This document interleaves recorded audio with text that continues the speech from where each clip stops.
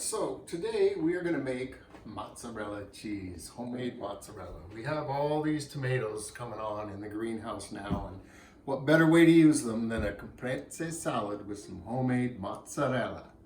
So what you will need: citric acid, rennet. Both of these can be found at the co-op.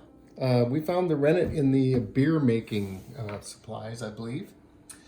And a gallon of milk. Whole milk. Whole milk, yes.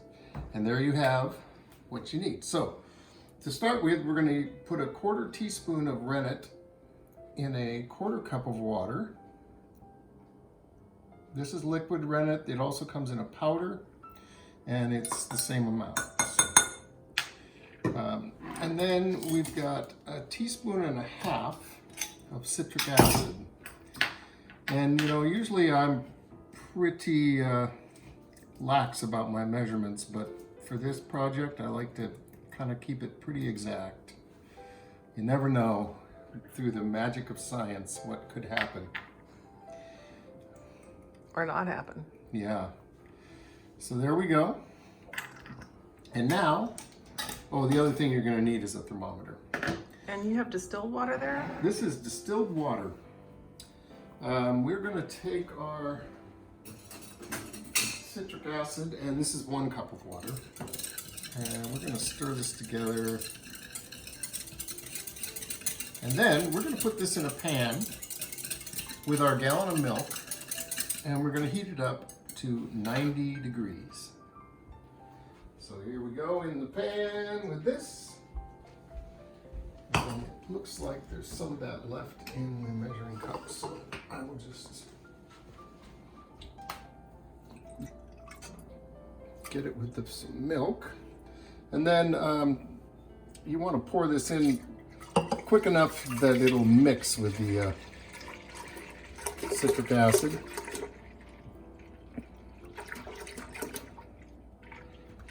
And then we will heat this up to 90 degrees. At which time we will come back and add our rennet. Okay, our milk has come up to 100 degrees. It should be between 90 and 100. If you're not seeing this thickening, increase the heat a little bit. Now we're going to add our rennet slowly while stirring.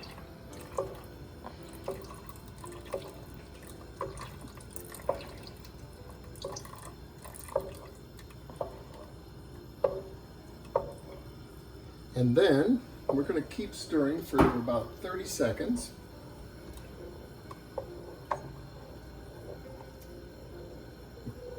And then we're going to let this sit for about 5 minutes. And if we don't see what we want after 5 minutes, we'll leave it longer. And it can be up to 30 minutes. You can see this thickening already. Look at that. We're getting what we want here.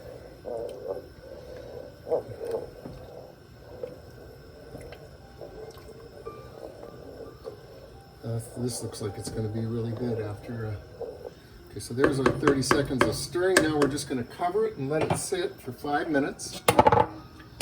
And what we should see is the whey is all clear and the curds are looking fairly solid.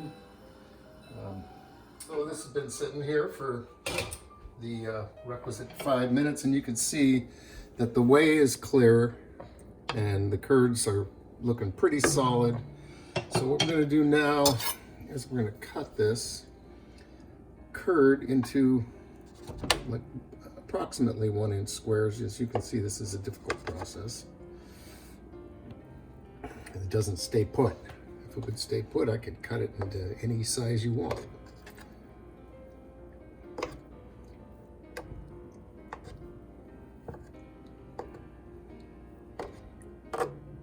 But we do want this to get into smaller pieces.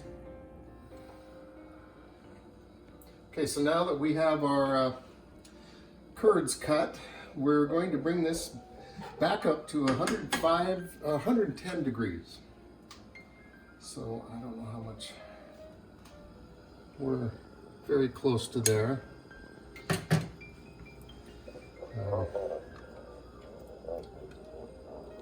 And then we're going to strain this into a colander.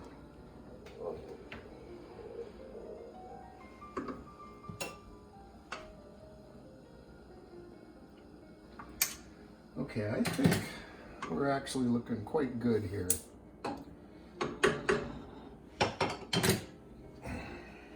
So we're going to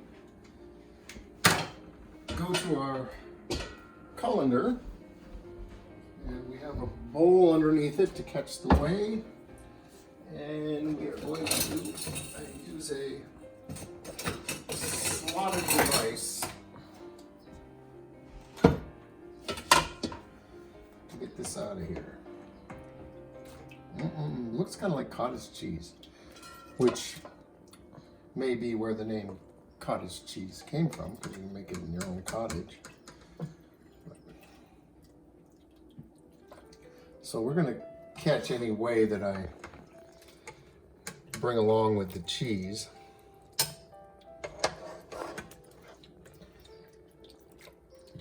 And the other thing we did that I forgot to mention is we have a pot of water on the stove that's been heated to 175 degrees, which we are going to use for the next step. Looks like cauliflower in the video.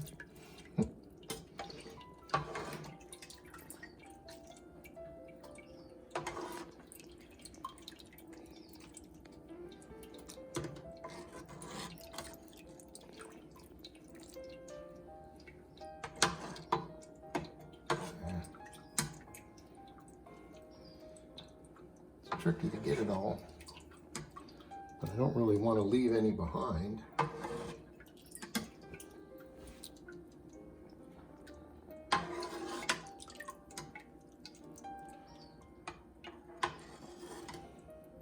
All right, and then I'm just going to work this a little bit to get some more of the whey out of it. You can squeeze it, you could fold it over on itself.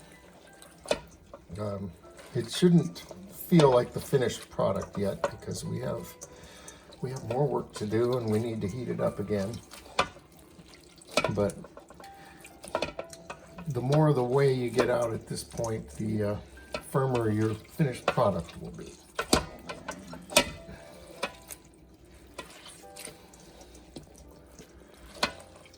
And I'm still squeezing quite a bit out of it each time here, so.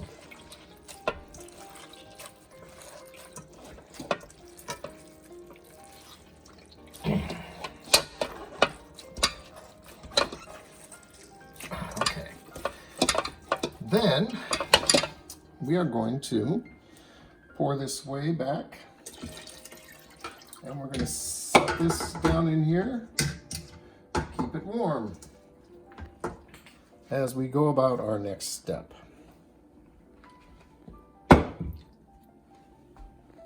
All right, so to our cheese, we are going to add a half a teaspoon of salt, and the salt's going to get mixed in the next steps, so I'm just going to sprinkle it over this.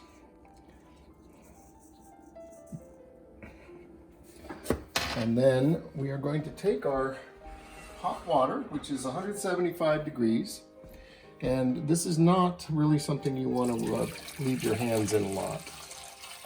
So this is this is kind of the tricky part of this whole process. And we're going to pull off a piece of our cheese. Let's see what we can get here. So when this heats up again, it becomes workable. So I had my slotted spoon. I'm going to put this in the hot water in the slotted spoon just to try and spare my hand a little bit. We'll let this heat up. Oh yeah. And then we need to stretch it. And it seems like it's not going to stretch for a while, and you can, if it gets too cool, you can heat it back up. Right now it's not really doing anything, but it will. Experience tells me that if you do this and you keep doing it, you will eventually get a cheese that stretches. Stretch it and fold it over. And I'm getting too cool now, so I'm going back in the water. Stretch it, fold it over.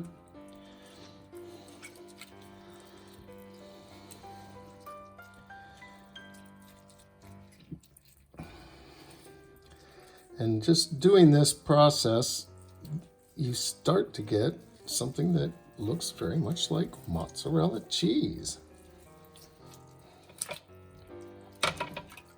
Ooh, that's hot. Yeah, you might want to scoop it out with a spoon and not your fingers. But you can see this is coming together. You no longer have little cottage cheese crumbles coming off.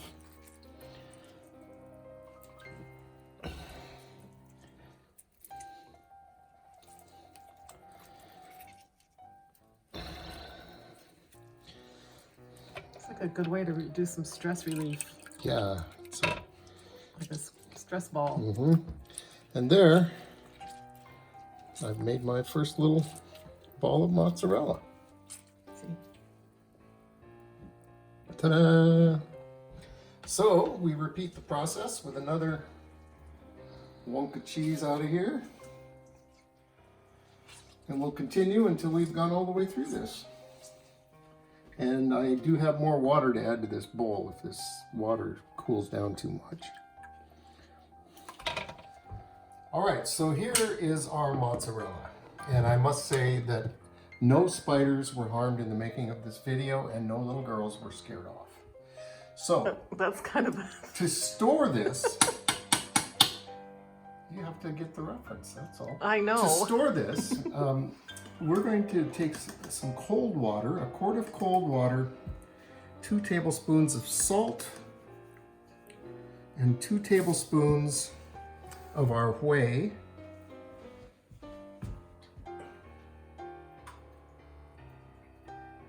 Maybe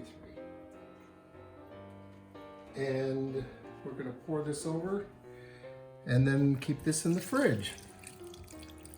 And the proportions are just for a quart of water. I mean, if we don't use it all, we're fine. But I see that we didn't get the salt. So there we go. And there you have fresh homemade mozzarella.